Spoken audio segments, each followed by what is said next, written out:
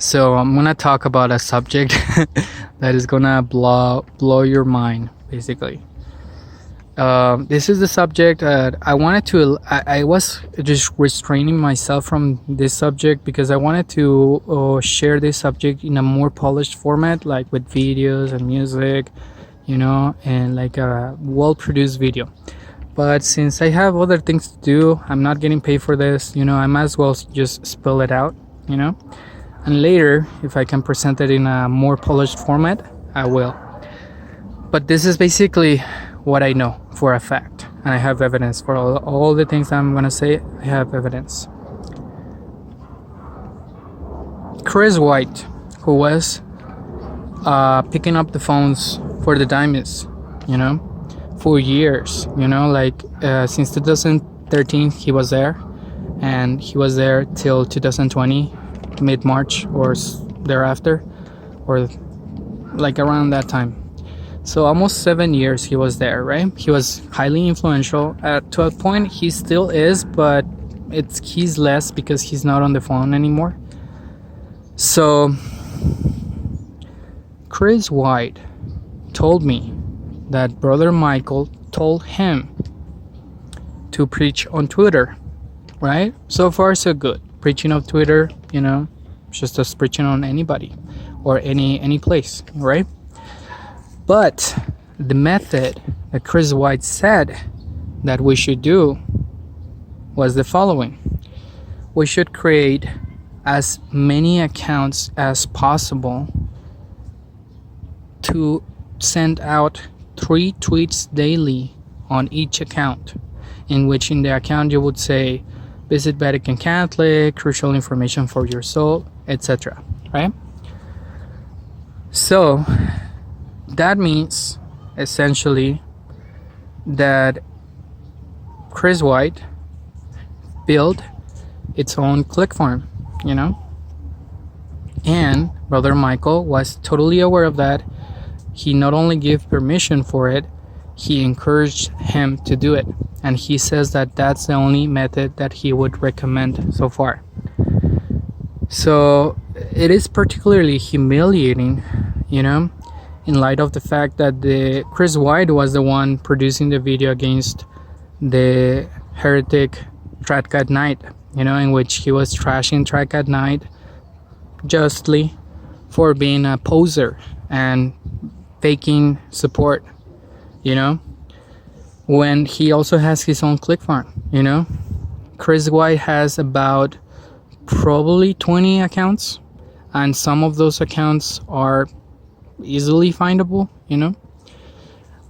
I had in the past like 15 accounts, because of this directive, this thing that he said, like, you should do this. So I went and did it.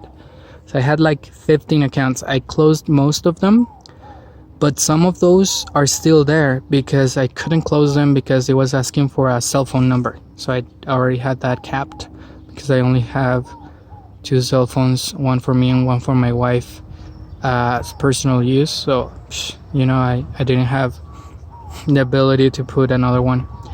So based on that, you can even find one of my self-puppet accounts of the time I was a Dimondite. You can search on Twitter, rexisrael.com, and you will see some sock puppets, both of me and of other Dimondites, because at the time I was also a friend with Giovanni Olivares, the guy who betrayed me and falsely accused me of being an occultist, and that he is also a friend of William Burke.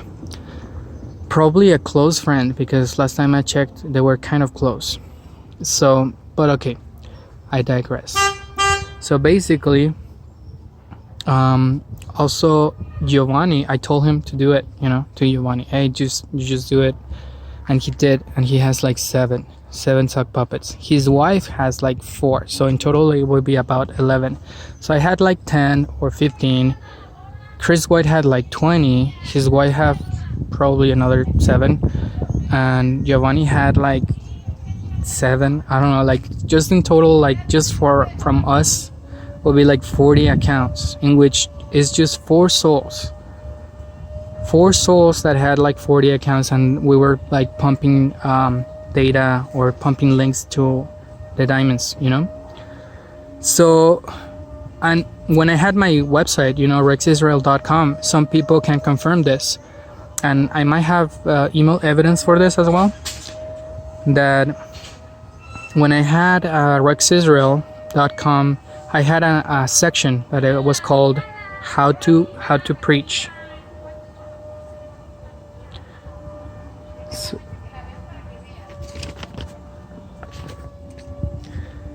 So I have that section that called how to preach, you know, and in this section I will basically teach in a very tutorial-y way how to preach. My idea was to teach the techniques that I have learned over the years on how to preach in different social media platforms, but I couldn't update it because I was busy with my family and working.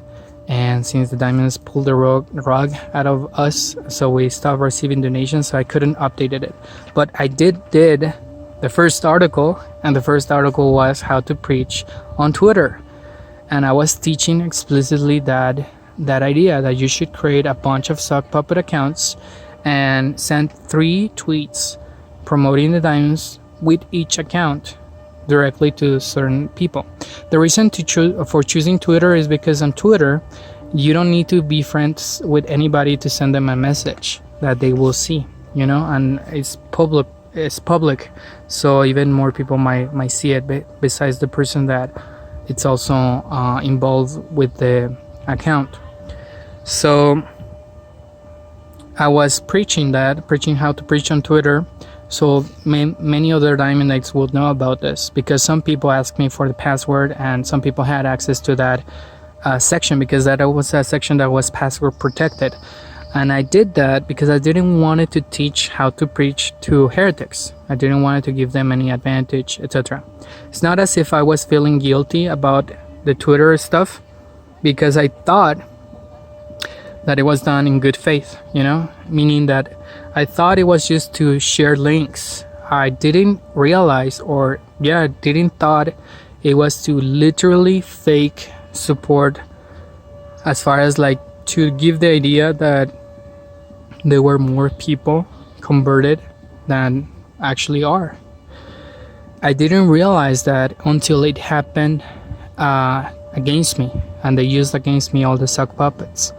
And this happened with the coronavirus debacle, you know, I started to notice immediately almost that many people were using the sock puppets to attack me with different accounts, or they were over liking sometimes like for instance the condemnation of William, in which he condemned me for promoting the idea that COVID-19 is a real disease, which is the position I still maintain.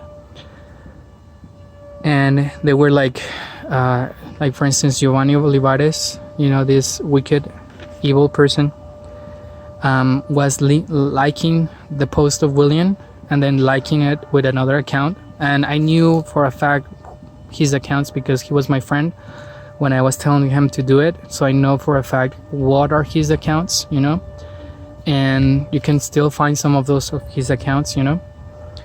So it's just kind of pathetic that the guys who attack so harshly and justly Tradcat Knight for faking support and having like a click farm had themselves a click farm. And when I realized that, you know, a couple of months ago, I was like, wow, this is incredible. Like the thing they did against Tradcat Knight, that heretic, that was just, you know, because obviously to fake support in that way that Tradcat Knight did was horrible. But they also did similar thing. Like, it's so pathetic, you know, that they fall exactly on the things they condemned, you know.